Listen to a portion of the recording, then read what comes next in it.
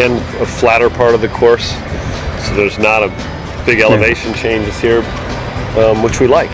You know, and this is a flat area in the trees. We have a few flat areas out in the open, so but not many. But it's that variety that we like. Thanks, guys. Next, we look at the finishing hole at Maine National Country Club, and our cameras were there at the first unveiling of the property to the public. The River Tree Center in Kennebunkport, Maine is indicative of the vibrant art scene in the southern Maine area. The art show, The Art of Golf, was the launching point of Maine National Country Club's introduction to the golfing public. Guests also got to see great golf art, paintings, photos, and sculptures. I mean, I love the game of golf, and I wanted to bring something else to New England that was different, that we could really showcase the game of golf in a way where a lot of people can enjoy it without just playing the game. They can also visually enjoy it.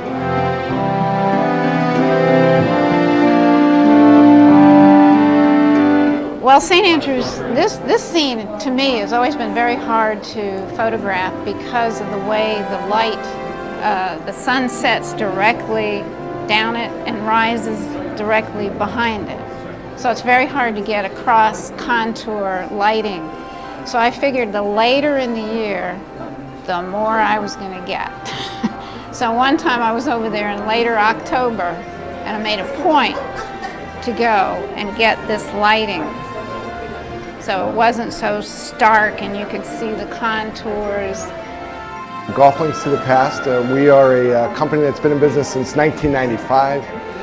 We deal mostly with golf antiquity. A great strength of our business is really trying to find that unique, one-of-a-kind, off-the-chart, old piece of golf art. And so we participated in the event this year to kind of throw some of the pieces that were around 100 years ago when they were first executed. I was an advertising photographer, and I stumbled onto golf course photography, and I just love it. This one is down in Oro Valley outside of Tucson, and then when the sun got lower, I shot it for this color, and the sun went lower and I shot it for this color. The sun went lower, I shot it for that color, and then I put all four together and I erased what I don't need. There is not a show, I would venture to say, in the United States today that's showcasing golf like this is.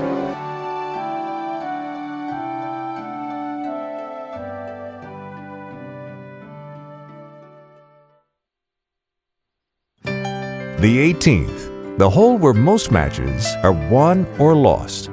Maine National Country Club's 18th will provide plenty of excitement for its membership.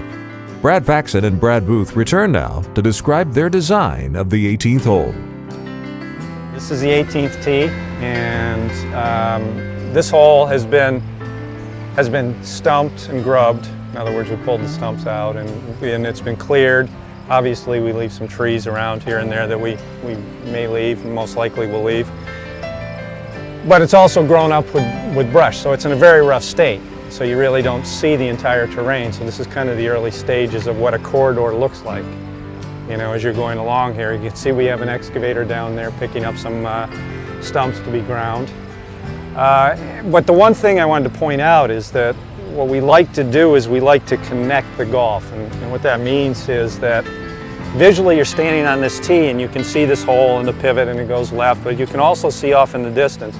You can see the 10th hole and actually see part of the fairway, the 11th hole. We kind of like that connected openness to golf. I think it's neat to see your buddies out playing and, you know, see other people out on the golf course enjoying it.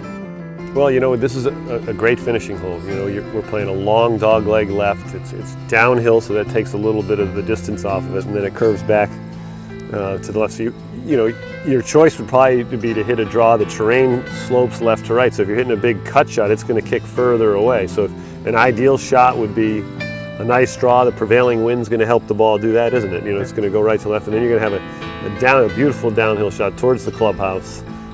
Water's on the right side of the green. Yeah, and there's this ridge that's all around there turns also and follows all the left side of that fairway. So it's always going to be higher on the left side there, which, as I said, will have native grasses kind of tumbling down to the plain area.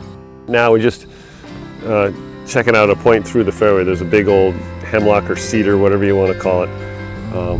One of these guys. And we're trying to decide whether that could be a featured tree. Would we take another down? Do we want to highlight a tree? You know, you don't always want a tree to be an aiming point or a beacon. You kind of want it It will die sometime. Yeah, it will.